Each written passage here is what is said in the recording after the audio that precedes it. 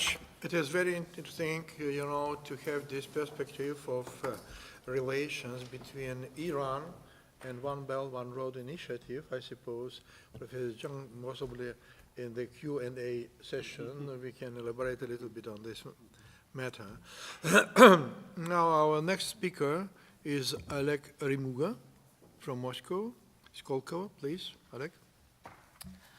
Dear honorable guests, dear Mr. Yakunin, dear Professor Zhang, thank you for giving the floor. Professor Zhang, if you allow, I would refer my speech to you, because I would stress 2 points that you made in your speech. First is that One Belt, One Road is not a Marshall Plan and it's not a foreign aid. And the second one, that we need to attract private business and increase private and the public partnership in this process. So my speech basically will cover investment opportunities inside One Belt, One Road, with a little bit focus on Russia, because we're Russia. My colleague from Skolkovo covered the Central Asia, and I will try to add picture from the Russian perspective. But first, I would like to start, as we were talking about One Belt, One Road Summit, but we don't speak about the results of the summit, so I will just briefly say 3 highlights about the summit.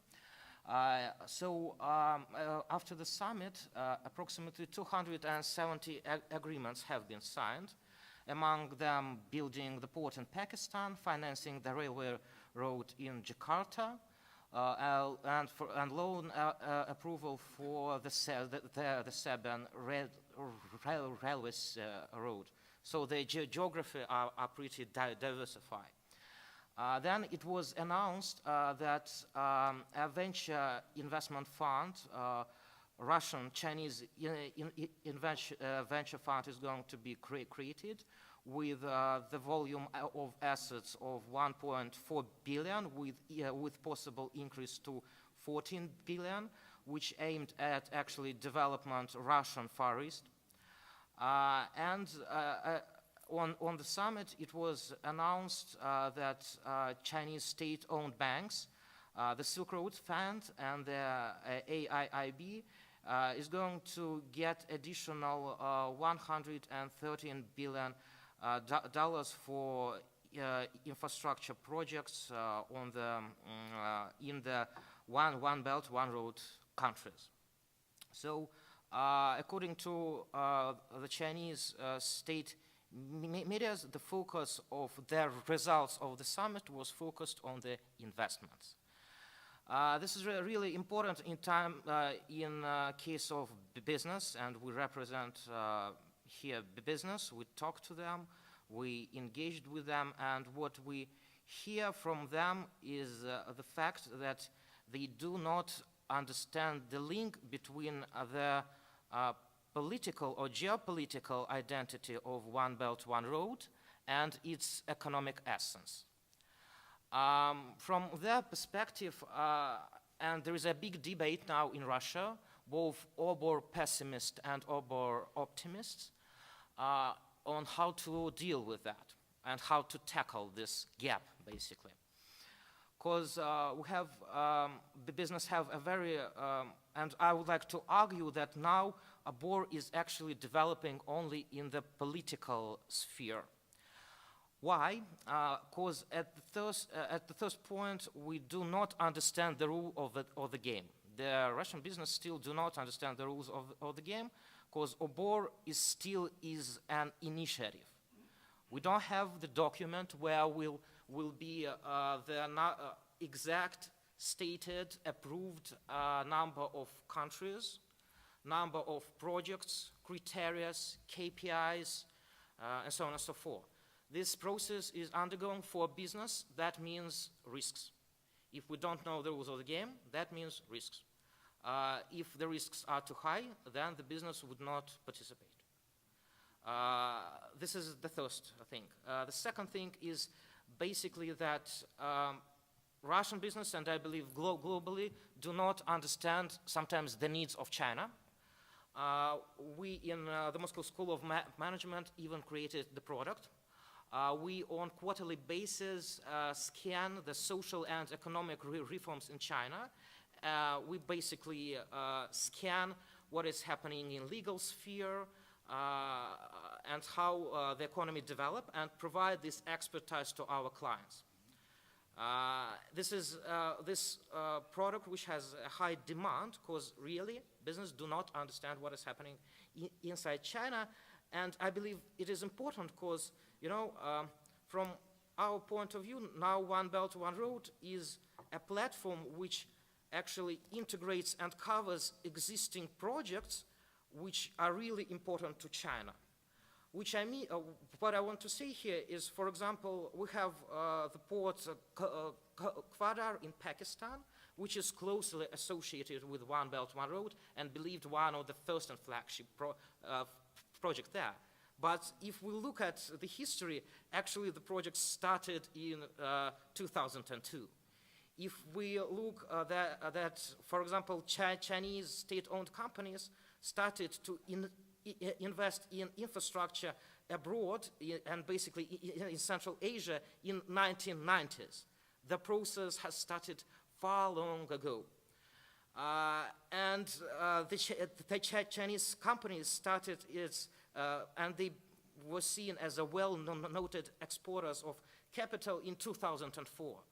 So all the ideas and economic essence of OBOR is basically lands on existing foreign economic activity of China. Why? I would like again to agree with you totally that when there is an initiative, there must be the leader. It happened all with TPP, for example. There was one leader, the United States. It gave proposition to the partners. It's a huge market in exchange for adapting their standards. So there was one leader, and he did everything for, how to put it, just to get the fair value for itself, because we need to understand the interest of the leader.